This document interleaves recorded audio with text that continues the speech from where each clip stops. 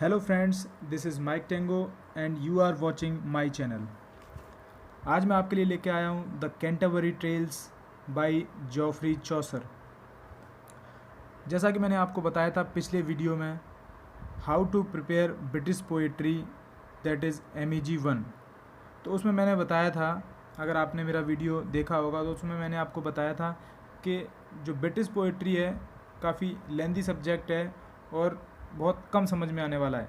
तो उसमें मैंने बताया था कि आपको सारी पोइट्रीज़ पढ़ने की ज़रूरत नहीं है। कुछ इम्पोर्टेंट जो पोइट्रीज़ हैं उनकी आप समरी याद करेंगे तो भी आपका जो एग्ज़ाम है अच्छा जा सकता है। तो उन्हीं पोइट्रीज़ में से मैंने एक पोइट्री सिलेक्ट की है और मैं एक एक करके ये सारी पोइट्रीज़ के वीडियो लाऊंगा और उनकी समरी आपको बताऊंगा, जिससे आप बड़ी आसानी से उस पोएम के बारे में आप लिख पाएंगे। तो जॉफ्री चौसर के द्वारा लिखी गई ये कैंटरबरी टेल है। तो मैंने आपको बताया पिछले वीडियो में ये भी बताया था कि कैसे एग्ज़ाम लिखना है आपको ब्रिटिश पोइट्री का। तो सबसे पहले आपको उस पोइट के बारे में लिखना होता है। तो जो द कैंटरबरी टेल्स है, इसके जो पोइट हैं जॉफ्री चौसर, हम इनके बारे में थोड़ा सा जान लेते हैं। इनका जन्म हुआ 1343 में और इनकी मृत्यु हुई 1400 में। तो 1343 से लेके 1400 तक की एज है इनकी। And known as the father of English literature, इनको फादर ऑफ इंग्लिश लिटरेचर भी कहा जाता है। And greatest English poet of middle age, जो मध्यकालीन जो एज थी उस टाइम पे इनको महान कवि के रूप में कहा जाता था और ये फादर ऑफ इंग्लिश लिटरेचर भी थे। अब इनके कुछ कार्य के बारे में बताऊंगा इन्होंने क्या क्या लिखा है। तो सबसे पहले जो हम पढ़ रहे हैं वही है the Canterbury Tales, the Book of the Duchess, the Knight's Tale, the wife of Bath's Tale, the Miller's Tale, the Pardoner Tale, the nuns priest Tale and etcetera. बहुत सारी इन्होंने पोएम्स लिखी हैं। तो द कैंटरबरी टेल्स जो है, इसके बारे में थोड़ा सा मैं आपको पहले बताऊंगा कि ये कलेक्शन ऑफ स्टोरीज़ हैं। इसमें कुछ पिलग्रिम्स होते हैं जो कुछ स्टोरीज सुनाते हैं।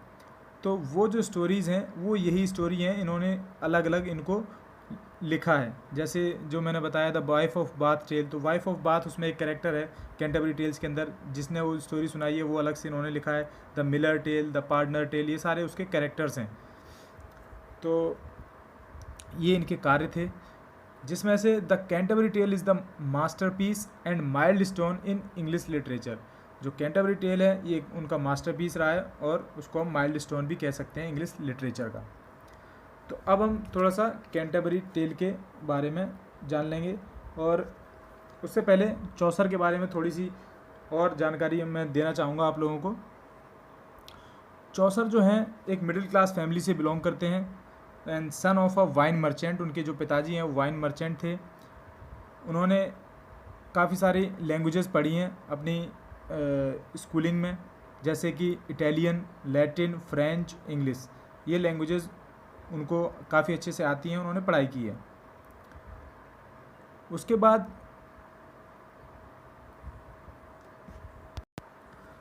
बाद हम आ जाते हैं अपनी पोएम के ऊपर, द कैंटरबरी टेल्स।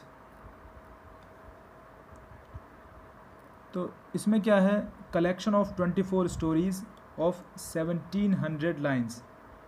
ये एक कलेक्शन है 24 स्टोरीज़ का, जिसमें 17,000 लाइन्स हैं और ये लिखी गई है 1387 से 1400 के बीच में।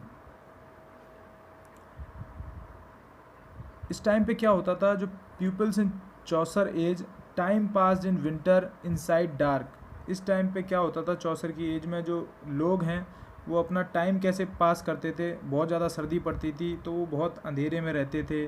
ड्रॉटी, सूखा बहुत पड़ता था वहाँ पे। बैडली हीटेड, स्मोकी हट, लिविंग ऑन सॉल्टेड बीफ, वो बहुत ही धुएंधार झोपड़ियाँ होती थी जिनमें आग जलाते थे लोग बाग। ठीक है, उसके बाद है ड्राइड पीज़, जो मटर हैं, जो दालें हैं, वो उनको वो सब सूखी साखी सी पुरानी मिलती थी। मतलब सीजनल फ्रूट नहीं मिलते थे और सब्जियां नहीं मिलती थी सीजनल। जो पुराने साल के गेहूँ होते थे वो सब यूज़ करने पड़ते थे उनको। तो ये सब परेशानियाँ आती थी उस एज में, क्योंकि बहुत ज़्यादा सर्दी पड़ती थी और बहुत दिक्कतें आती थी, लोग बागों को वहाँ पे सूखा पड़ता था।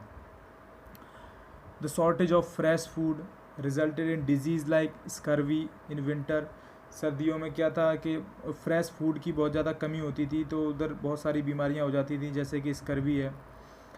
उसके बाद क्या होता था, जब अप्रैल का महीना आता था तो अप्रैल के महीने में दोबारा से घास उगती थी, ठीक है, और दोबारा से खेती होती थी। तो फिर क्या है, जो कैटल्स हैं, जो पशु हैं, पशु भी खुश हो जाते थे घास देखकर और उनको खाना मिलता था। साथ में जो लोग हैं उनको भी फ्रेश फूड मिलता था और वो बहुत खुश होते थे और उनकी जो हेल्थ की रिकवरी बहुत अच्छी होती थी। तो जो अप्रैल का महीना है वो इनके लिए बहुत स्पिरिचुअल होता था। तो इस टाइम पे लोग बाग पिलग्रिम बन के, वो श्रद्धालु बन के जाते थे पूजा अर्चना करने के लिए। तो इसमें क्या होता था, फिर जो चौसर हैं ये एक बार लेके गए कुछ पिलग्रिम्स को कि चलिए हम जो सेंट थॉमस ऑफ बेकेट हैं उनकी जो श्राइन है वहाँ जाएंगे हम और वहाँ पे हम पूजा अर्चना करके आएंगे। तो उस टाइम पे क्या हुआ, फिर ये टोटल 28 लोग गए श्रद्धालु बन के। कहाँ पे गए, द कैंटरबरी जो चर्च है वहाँ पे द थॉमस ऑफ बेकेट है। थॉमस ऑफ बेकेट का मैंने जिक्र पिछले वीडियो में किया था, जो कि murder in the cathedral story है। उसमें जो थॉमस ऑफ बेकेट है वो 1170 में मरे थे। तो वो बहुत बड़े सेंट थे, साधु थे, तो इसलिए उनकी बहुत मान्यता है और उनको पूजा जाता है। तो उनकी जो श्राइन है वहाँ पे ये जा रहे हैं सब लोग।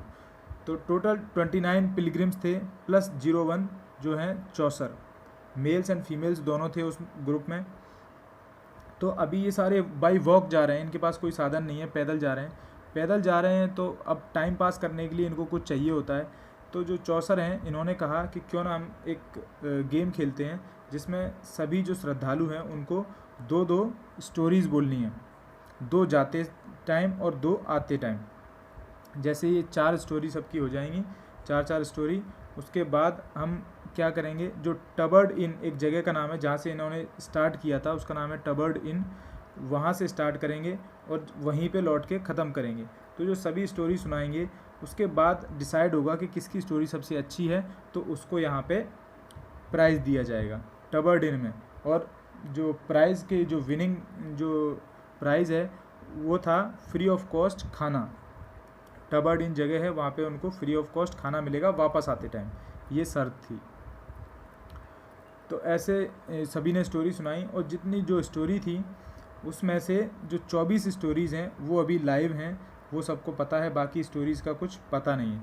तो जिसमें जो 24 स्टोरीज़ हैं जिसमें से 22 स्टोरीज जो हैं वो वर्स हैं। वर्स मीन्स होता है छंद के रूप में लिखी गई हैं। तो but a lot of different from today's English, जो लिखी गई हैं वो जो इंग्लिश है वो बहुत ही डिफरेंट इंग्लिश थी उस टाइम की, आज की इंग्लिश से काफ़ी चेंज था उस इंग्लिश में।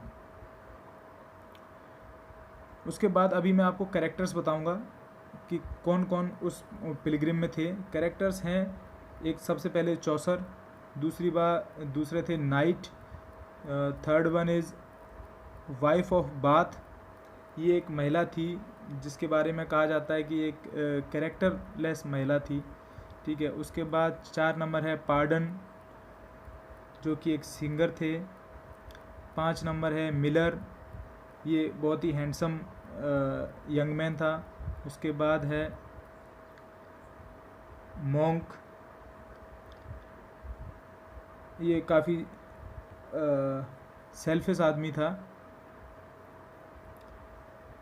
उसके बाद है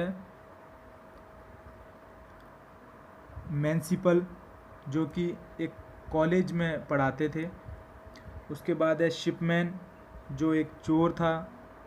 उसके बाद है फिशियन, क्रिश्चियन था but not believe in Bible, वो बाइबल में बिलीव नहीं करता था।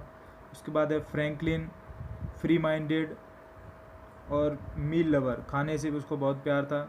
उसके बाद था प्रोबमैन जो कि किसान था, गाइडमैन जो गाइड था, उसके साथ में 5 लोग और थे, कुक जो कि मील प्रिपेयर करता था इसके लिए, ह्यूमन सर्वेंट ऑफ नाइट जो नाइट था उसका ये सर्वेंट था ह्यूमन।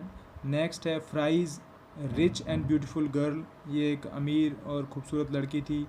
सोमोनर जो कि एक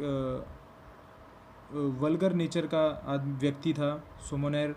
नेक्स्ट था पर्सन डिवोटेड टू चर्च, वो चर्च के प्रति डिवोटेड था, and believe in rich thinking, बहुत अमीर बनने की ख्वाहिश थी उसकी, बट वो बहुत पुअर आदमी था। नेक्स्ट इज़ स्क्वायर जो कि सन ऑफ नाइट, नाइट का बेटा था, डांस लवर था। नेक्स्ट इज़ क्लर्क, कीन इंटरेस्टेड इन बुक्स, जो क्लर्क था वो बुक्स में बहुत इंटरेस्ट रखता था, पढ़ने की ख्वाहिश थी उसकी बहुत, और उसको नई नई चीज़ें सीखना बहुत अच्छा लगता था। And next is मॉन्ग of law जो कि एक लॉयर था और एक सक्सेसफुल मैन था। तो ये कुछ कैरेक्टर्स थे इसके जो कि पिलग्रिम्स बन के गए थे, श्रद्धालु थे और गए थे थॉमस ऑफ बैकेट की श्राइन पे, द कैंटरबरी जगह का नाम है, वहाँ गए थे। तो ये थी कैंटरबरी टेल्स की समरी, एक स्टोरी थी जो मैंने आपको बताई है। तो आप बड़ी आसानी से इसके बारे में लिख सकते हैं। ये थी कैंटरबरी टेल्स जॉफ्री चौसर के द्वारा लिखी हुई, और जॉफ्री चौसर के द्वारा लिखी हुई 1-2 और पोइट्री हैं जो हमारे सिलेबस में है, वो मैं नेक्स्ट वीडियो में लेके आऊँगा। तो thank you guys, thank you very much, और मेरे वीडियो को लाइक करें प्लीज़ एंड सब्सक्राइब करें, और सब्सक्राइब ज़रूर करें क्योंकि नेक्स्ट वीडियो में लेके आने वाला हूँ वो आपके लिए बहुत फ़ायदेमंद होगा, the nuns priest tale. Thank you very much.